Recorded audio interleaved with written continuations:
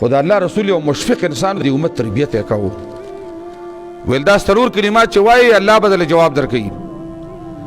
دویمه دا ده که ناجوړه وي او دا دی ویل او مړ شو په دې بیمارۍ کې نو لم تطعمه النار، دا الله نبی فرمایي دی به چرته جهنم اور مسه نه کي.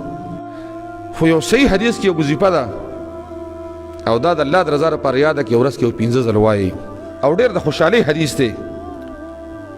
محمد رسول الله صلی الله علیه وسلم فرمایي وی سلور کلمات دی سلور چې دا څوک وایي نو د هرې کلمې جواب الله رب العالمین برای راست په خپله ورکوي.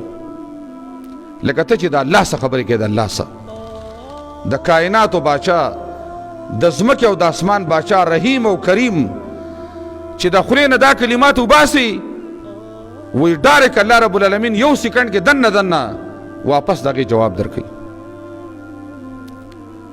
او دویمه جمله وفرمایله که چا په بیماری کې دا سرور کلمات ویل نو په ده باندې جهنم حرام دی اور بیا مسه نه کي اور ته نشي تللی. او کلمات انتهایی آسان انتهایی خواږه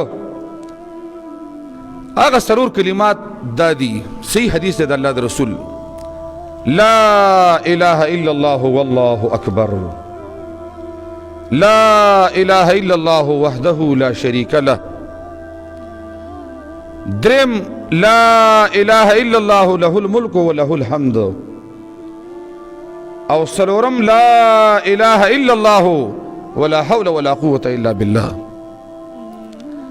وسنا الله نبی فرمائی چې کله یو مسلمان مومن دسی وی چې لا اله الا الله والله اکبر، نشته بل اله، نشته حقدار د بندګۍ، نشته بل معبود سوا د یو الله نه او الله د ټولو نه لوی دی.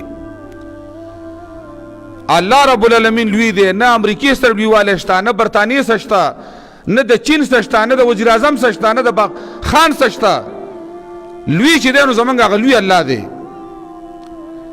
وایي چې څنګه څوک دا ووایي وی رب العالمین وی چې لا اله الا انا وانا اکبر، بل اله نشته سوا زمانہ او ظلویم. دویمه کلمه چې دا بنده وی چې لا اله الا الله وحده لا شریک له، لایق د بندګۍ یو الله دی، یو ذات دی، شریک ولا نشته.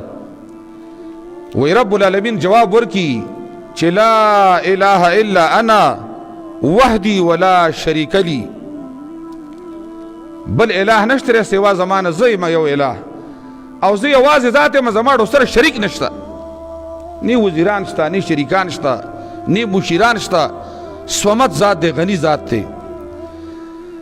او درېمه وفرمایل درېمه کلمه چې لا اله الا الله له الملک وله الحمد، حقدار د بندګۍ یو الله دی، لایق د بندګۍ او الله هم زمونږ یو دی، او دا بچایم صرف یو الله لده او دا ټول حمدونه هم دی یو الله لدي.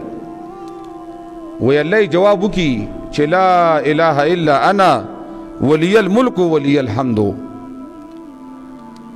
حقدار د بندګۍ اله هم زما او ټول بچي او ټول حمدونه مال دي.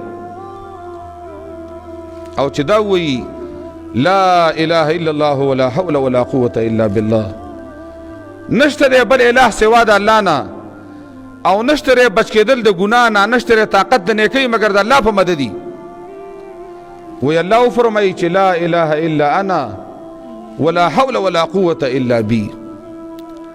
دا کلمات دي ډېر انتهایی آسان دي، ځکه دا کلمه خو موږ یاد کړې ده.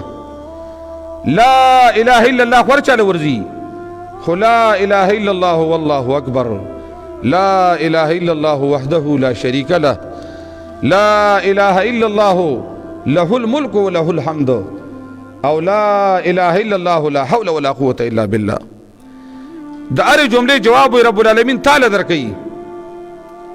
او دویمه دا ده که کوم مریض چرته په مرض کې دا وویل او دی مړ شو نو د الله نبی فرمایي ډایرک جنتي دی، اور ته به لاړ نشي، اور په الله بند کړی دی.